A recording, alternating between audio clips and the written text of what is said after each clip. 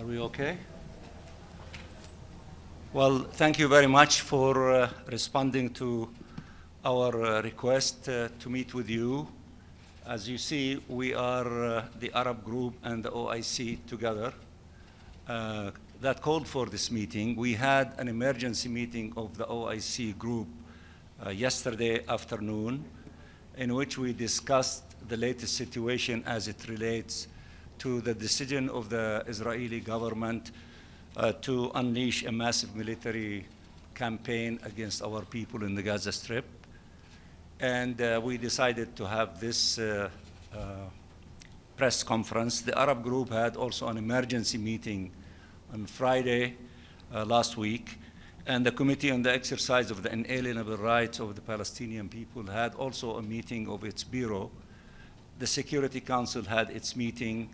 A group of countries, the Europeans in the Security Council, met before you here, before the session of the Security Council. So many groups met, made declarations and statements, and we also, the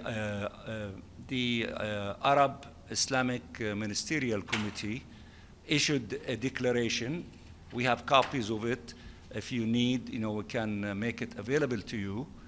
And we decided in the OIC meeting yesterday to read a summary statement to you stemming from the ministerial, the Arab OIC Ministerial Committee on the plan of the Israeli government to escalate the military situation and to bring more condemnation against our people in the Gaza Strip. We condemn that, as the committee does, and we demand, all of us, an immediate ceasefire and humanitarian assistance to our people. But I let my sister, the Chargé of Turkey, to read the statement, which is the summary of the Ministerial Committee declaration, because Turkey is presiding over the Ministerial Council of the OIC.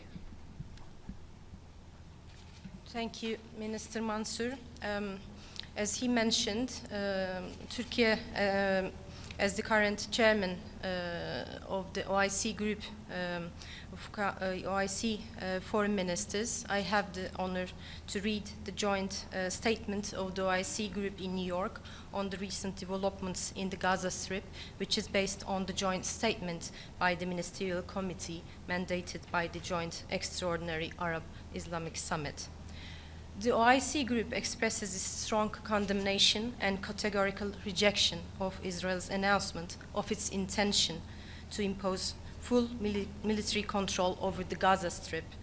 We consider this announcement a dangerous and unacceptable escalation, a flagrant violation of international law, and an attempt to entrench the illegal occupation and impose a fait accompli by force, in contravention of international law, international humanitarian law, and relevant United Nations resolutions. The group reaffirms that this declared course of action by Israel constitutes a continuation of its grave violations, including killing and starvation, attempts at forced displacement and annexation of Palestinian land, the settler terrorism, which are crimes that may amount to crimes against humanity. We demand the immediate and comprehensive cessation of the Israeli aggression against the Gaza Strip and an end to the ongoing violations committed by the occupying forces against civilians and civilian infrastructure in the Gaza Strip, the West Bank, and East Jerusalem. We also demand that Israel, as the occupying power, immediately and unconditionally allow the entry of humanitarian assistance at scale into the Gaza Strip, including food, medicine, and fuel, and ensure the freedom of operation of relief agencies and international humanitarian organizations in accordance with international humanitarian law and its applicable principles. We reiterate our full support for the efforts undertaken by the Arab Republic of Egypt, the State of Qatar, the United States of America to achieve a ceasefire and reach an agreement for the exchange of prisoners and hostages as a fundamental humanitarian entry point to de-escalation, alleviating suffering and ending the aggression. We call for the immediate commencement of implementation of the Arab Islamic Reconstruction Plan of the Gaza Strip, and for active participation in the upcoming Reconstruction Conference to be held in Cairo. We reiterate our rejection and condemnation of all attempts to displace the Palestinian people from their land in Gaza and the West Bank, including East Jerusalem, and the affirmation of the need to preserve the legal and historical status quo of the Islamic and Christian holy sites in Jerusalem, while recognizing the key role of the Hashemite custodianship in this regard. We are affirm that a just and lasting peace can only be achieved through the implementation of the two-state solution, ensuring the realization of an independent Palestinian state on the 1967 lines with East Jerusalem as its capital, in accordance with the principles of international law and relevant UN resolutions. To this end, we hold the Israeli occupation fully responsible for the ongoing genocide and the unprecedented humanitarian catastrophe taking place in the Gaza Strip, and calls upon the international community, particularly the permanent members of the Security Council, to assume their legal and humanitarian responsibilities and to take urgent action to stop Israel's illegal, aggressive policies aimed at undermining prospects for a just and lasting peace, and eliminating any horizon for the implementation of the two-state solution, and ensuring immediate accountability for all violations committed by Israel against international law and international humanitarian law, including those amounting to genocide. Finally, we also underscore the need to implement the outcomes of the high-level international conference on the peaceful settlement of the question of Palestine and the implementation of the two-state solution held in New York, co-chaired by the Kingdom of Saudi Arabia and the French Republic, including the urgent operational time-bound measures contained in this final outcome document to end the war in Gaza, and the implementation of a political path to achieve the comprehensive peaceful settlement of the Palestinian question and the implementation of the two-state solution. I thank you. Okay. Yes, Talal? Thank you. Talal Arabiya. Besides the condemnation and the statements and the Security Council's sessions, Israel seems, and I'm sure you have noticed, does not pay any attention to the world, international law or humanitarian law, or the Security Council resolutions. Beyond that, what can the Muslim and Arab countries do to force the Israeli government to implement the minimum of human rights? We also yesterday, the extrajudicial killing of journalists like ourselves, just to silence the voices in Gaza before they invaded. What can we do besides reading statements and communications? Please, anyone? Thank you. We fully concur with your views expressed particularly for the killing of the journalists. This is a deliberate policy to silence the journalists, but we were all aware that the truth cannot be silenced. As a matter of fact, I have the honor also to announce that my minister called on the OIC delegation in New York to commence an extraordinary OIC group meeting to discuss the possible course forward to take actions in this regard. In the meantime, we are delighted to observe last Sunday that majority of the Security Council members concur with putting an end to the Israeli policies. If I may add also, the conference that took place the end of last month in New York was predicated in its concept paper that this is an action-oriented conference, which means that in addition to reiterating, as you have indicated, the principled position which we appreciate in terms of a just solution to the conflict, which requires the end of this illegal occupation and allowing the Palestinian people, among other things, to exercise self-determination, it requires practical steps by the institutions of the UN, including the Security Council, and it has to shoulder its responsibility. And we appreciate the relatively cohesion and unity by almost everyone in the Security Council demanding Israel to stop this, crime against the Palestinian people in the Gaza Strip. But that is also in itself is not enough. Therefore, we are asking these institutions to take further steps to force Israel to comply with its obligation, and the Security Council has tools available to it if they wish to act accordingly. But states in their national capacity can take also steps.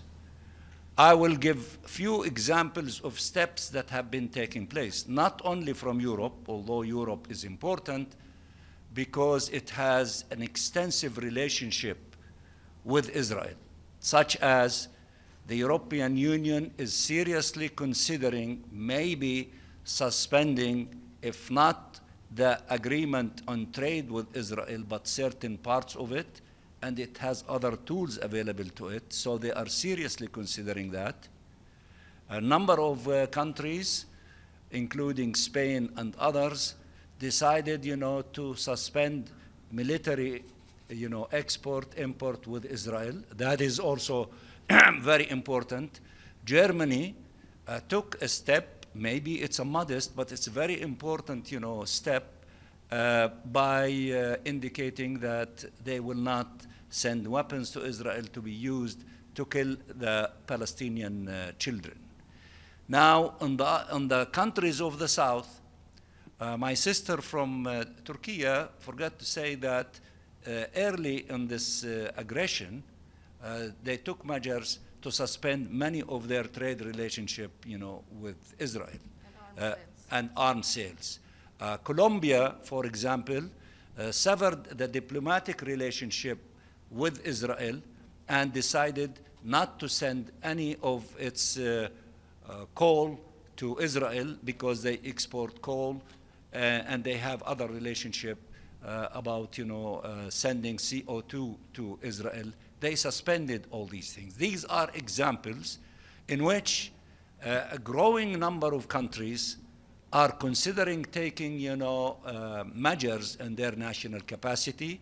And I think the momentum is getting bigger and bigger, and we need to succeed collectively from all these parts, including the different